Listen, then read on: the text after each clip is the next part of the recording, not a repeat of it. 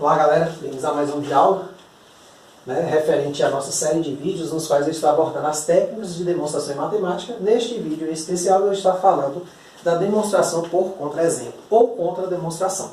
Imagine que você acredita que uma certa proposição seja falsa, ou uma certa conjectura. Você não sabe se ela é verdadeira ou falsa, está tentando ver em que mundo ela está, se ela é verdadeira ou se ela é falsa. Então, você pode, por meio de um contra-exemplo, dentro das suas hipóteses, das hipóteses da proposição, mostrar que a tese não é satisfeita. Então, aí você achou que a gente diz, que a gente costuma chamar em matemática de contra-exemplo. É um exemplo que vai de encontro ao que a proposição afirma ser verdadeiro, tá certo? Em palavras, a demonstração por contra-exemplo é uma técnica, na qual busca-se mostrar a falsidade de uma proposição por meio de um exemplo, ou melhor, que a gente costuma chamar de contra-exemplo, dentro de suas hipóteses, dentro de sua hipótese, ou suas, sua hipótese. Quer dizer, eu vou ter assim uma coisa do tipo, A implica B. Estou querendo ver se isso é verdade. Aí eu vou pegar um cara aqui em A, um objeto em A, e mostrar que ele não implica um objeto B aqui em B. Tá certo? A gente vai entender isso na hora que eu dou exemplo. Então, técnica na qual busca-se mostrar a falsidade de uma proposição por meio de um exemplo, que a gente costuma chamar de contra-exemplo, denotando dentro de sua hipótese, mas que não satisfaz sua tese. Tá certo? Ou seja, não satisfaz a implicação. Vamos pegar um exemplo, para ficar claro, você entender mais ou menos o que eu quero. Imagine que eu tenha a seguinte proposição. Para todo número real x, positivo, real positivo, x, vírgula, tem-se que x é menor ou igual a x ao quadrado. E beleza, Proposição, como uma prova qualquer. Eu poderia proceder, se eu acreditar que ela é verdadeira, talvez uma demonstração construtiva, direta, e aí. Porém, eu começo a tentar entender o teorema. Vamos lá, vamos tentar entender. Se eu pegar um número real positivo, se eu pegar o 4. 4 é menor que 4 ao quadrado, ok. 3 é menor que 3 ao quadrado, e aí vai, sei lá. Raiz de 2 é menor que raiz de 2 ao quadrado, que é 2, Então, beleza, até aí eu falo, está parecendo ser verdadeiro. Aí eu vou e penso, então se eu pegar um número negativo, tal, ele é menor que esse cara aqui, não pode ser tomado como contra-exemplo, porque esse menos 1, ele não é positivo. Então, esse cara, mesmo que desse errado aqui, ele não seria um contra-exemplo. Mas aí eu olho o seguinte, poxa, mas se eu pegar um número entre 0 e 1, por exemplo, meio, não é menor que meio ao quadrado. Por quê? Porque meio ao quadrado é 1/4. E 1/4 é maior, e 1/4 é menor do que meio. Então a desigualdade aqui está invertida. Então, a gente justifica assim. A proposição em questão é falsa. A proposição ou conjectura, que é aquela proposição que você não sabe ainda se é verdadeira ou falsa. Quer dizer, nesse momento que você dizer que ela é falsa, ela deixa de ser conjectura. A proposição ou conjectura dada é falsa. Para notar isso, tome x igual a 1 sobre 2, que é positivo, mas não satisfaz x menor que x ao quadrado. De fato, né? Vou botar assim, de fato,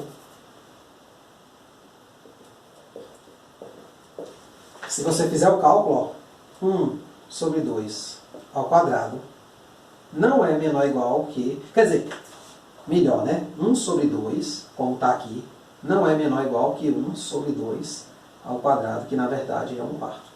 Então aqui assim, eu fiz, como eu estou falando uma questão de mostrar, né, seja a veracidade ou a falsidade de uma proposição, eu estou sendo bem formal. Então é isso, ó, aprenda que em matemática é muito bom você ir escrevendo, dá gosto, né, quando a gente que é professor, vê uma prova assim com o aluno e discorre, usando o português assim, e vai fazendo as contas e colocando frases, indicando o que foi feito, isso fica lindo o negócio. Então, aqui eu dei um contra-exemplo. Claro que se eu tivesse mudado algumas coisas aqui, talvez melhorasse. Por exemplo, se eu tivesse um número real positivo maior ou igual a 1, talvez isso aqui fosse uma conjectura verdadeira. Mas aí a pessoa não teve esse cuidado e enunciou isso. Talvez na cabeça dela ela só estivesse usando para os valores que davam certos, maiores que 1. Mas enunciou desse jeito. Está errado. Então, a gente está se atendo ao que está no quadro. Não tente consertar. Um outro exemplo é o seguinte. Se o número x é tal que o seu quadrado é par, então x é par. Se um número x é tal que x ao quadrado é par, então x é par. Aí você vai falar, mas a gente provou isso, professor. Mais ou menos. Cuidado, vamos ser bem precisos no enunciado. Lá eu falei que x era inteiro. Aqui é um número qualquer. Claro que a pessoa pode ter pensado assim, poxa, se eu pegar aqui, por exemplo, 16 é par, né? 16 é 4 ao quadrado, é porque 4 é par. Ó, perceba que para 9 não funciona, porque eu tenho aqui 9, que é 3 ao quadrado, ó, não funcionou, mas tudo bem. Mas 3 não é par. Quer dizer, 3 ao quadrado não é par. Aí, só que você tem que pensar o seguinte, você está pegando números para os quais servem. Então esse é o problema da gente. A gente pode estar pegando exemplos particulares para tentar provar que uma coisa vale. E isso não é o padrão. O padrão é pegar exemplos particulares para provar que não vale. A prova da validade ela tem que ser geral. A prova da falsidade pode ser particular. Tá certo? Então, a proporção é falsa. É falsa. Por quê? Porque se eu tomar o raiz de 2, note que raiz de 2 é 2, que é par.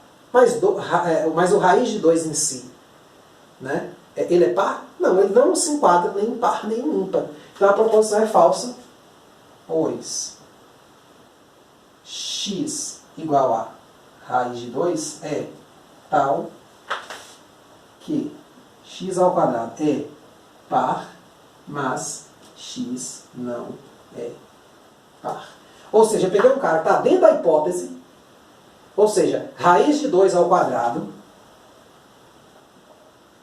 é par, mas raiz de 2 não é par. Porque ele está me garantindo assim, ó, se eu pegar um número, quer dizer, garantindo não, ele está colocando, se o número x é tal que...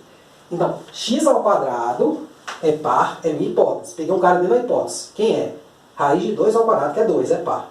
Mas o x da tese não é par. Então, satisfez a hipótese, como colocado aqui, ó, por meio de um contra-exemplo, dentro de sua hipótese, mas que não satisfaça a sua tese. Ó. Mas a tese, que era de x ser par, foi por terra. Tá certo? Então, aí a gente provou, por exemplo, se isso era uma conjectura, a gente acabou de derrubá-lo. Certo? Então, tá aí a prova contra-exemplo. Eu gosto muito da prova contra-exemplo, que é aquele tipo de coisa que você pode usar até numa questão simples mesmo. Quer dizer, você resolve um problema e você pega aquele dado, por exemplo, e testa ele. Se der errado, você deu um contra-exemplo na sua resposta, digamos assim. Então, a demonstração contra-exemplo é uma demonstração muito útil e ela também reflete muito o grau de atenção do indivíduo que está demonstrando. Certo? Então, antes de sair demonstrando uma conjectura, não teorema de livro. Teorema de livro está lá escrito teorema. Se você quer propor sua demonstração, não se preocupe. Se preocupe só com os passos de sua demonstração. Como você já sabe que ele é verdade, você pode propor uma outra demonstração para ele, por exemplo. Ou checar os passos da demonstração dele, né? Vai que ele não é tão verdade assim, né? Você acha um furo.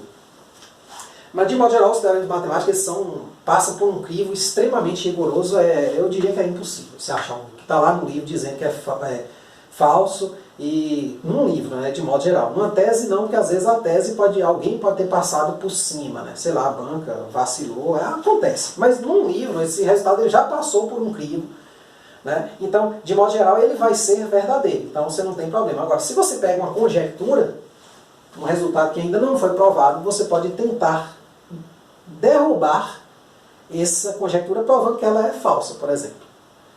Então, é isso aí, né? Espero que tenha entendido a lógica dessa demonstração, né? E aí a gente vai estar vindo aí com mais outras informações. Muito obrigado e até a próxima.